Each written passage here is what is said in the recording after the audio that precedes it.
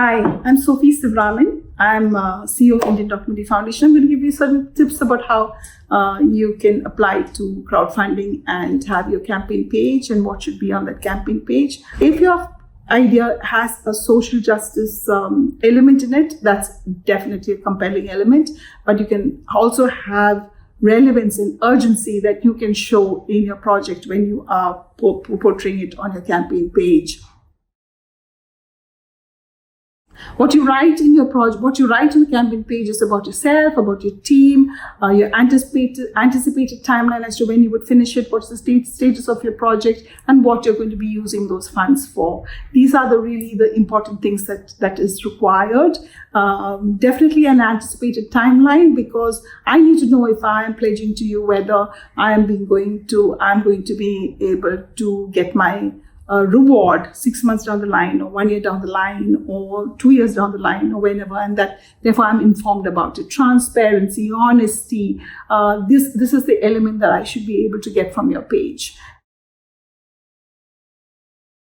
Regarding the visual material of your page, great high-rise images. You open up your page and there should be these great pictures, and your audiovisual materials should be the director speaking to me, telling me that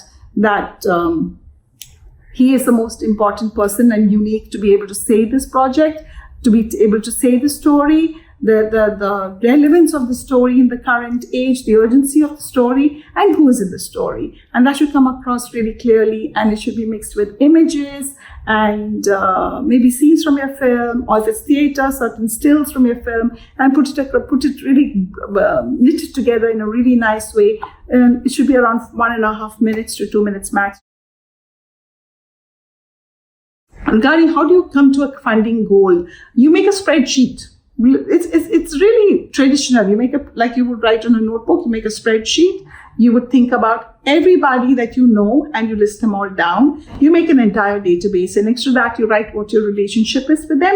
You write that, you figure out what the feeling they've generated or something that you've shared, and you write it next to each person. So that makes up for that personalized mail that you will be sending. Because nothing like getting a mail in your inbox and you read it and you have this personalized mail from somebody that you know, and then you click on that clickable button and it takes you immediately into the campaign page. Each person you write, what is the amount that you think that person would give? Put down those figures and you arrive at a certain amount, and then you think about all these internet strangers, because by now you should have had your project should have had a social media page which has got followers on it. It doesn't matter whether it's Twitter, Facebook, or Instagram. Go with a platform that you're comfortable with. Go with a platform that you're easy with, because everything that you're going to be doing to crowdfund is going to be done by yourself alone. If you think the platform is going to help you in a certain way, they may help you to a certain extent, but you are going to be writing everything. You are going to be raising the money. You're going to be creating your community. So have your social media already like months in advance with a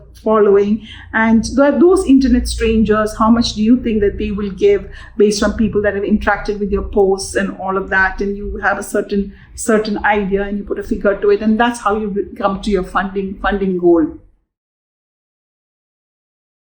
Regarding pledging and what rewards you're going to be giving your pledgers, is that normally the 5,000, 2,500 buck category, you would really look at giving some digital incentives like a signed copy that you would send by mail, a downloadable link. First look at your film before it is released, or a certain background scenes, certain footages that are not there in the film. You would offer all those kind of things. For much higher brackets like 10 and 15,000, you would offer something much more physical in nature, not digital. It may be a badge, it may be a visit to the location, a visit to the set, meeting the director, having dinner with the director, having dinner with the team.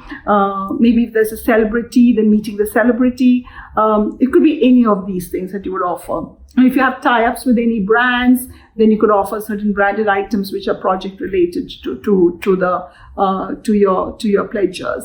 And if it's a higher category like 25,000 bucks, like Wishberry ends it at 25,000. If it's at 25,000 and more, then you could offer them a title which is like a co-executive producer title or something. You could offer something like that on your film, or you could thank yous. Of course, everybody gets a thank you. I mean, nothing like seeing a thank you on a screen, right? So therefore, that's how you do it. Don't ever think about the fact that people are donating to you. It sounds like charity. It's more a collaboration. So your tonality would be more like, I invite you to be part of our team and help us finish this project. That would be more the language that you would use when you're writing. And you believe that it's a collaboration and nobody's doing you a favor. You're actually looking for people who are really invested in your project. And be as specific as you can when you are saying, defining your project. So it's easy to find those communities. If it's environment, it's environmental communities. If it is gender, it's gender-based communities. If it's violence, then it's gender-based violence communities. It's easy to identify your communities and to be approaching those groups. But if you're very broad-minded in the way you are projecting yourself on your campaign page and not so specific, then it becomes difficult to find that. So be as specific, honest, show your vulnerability, learn to build that trust with your community, and that is what is important in a campaign.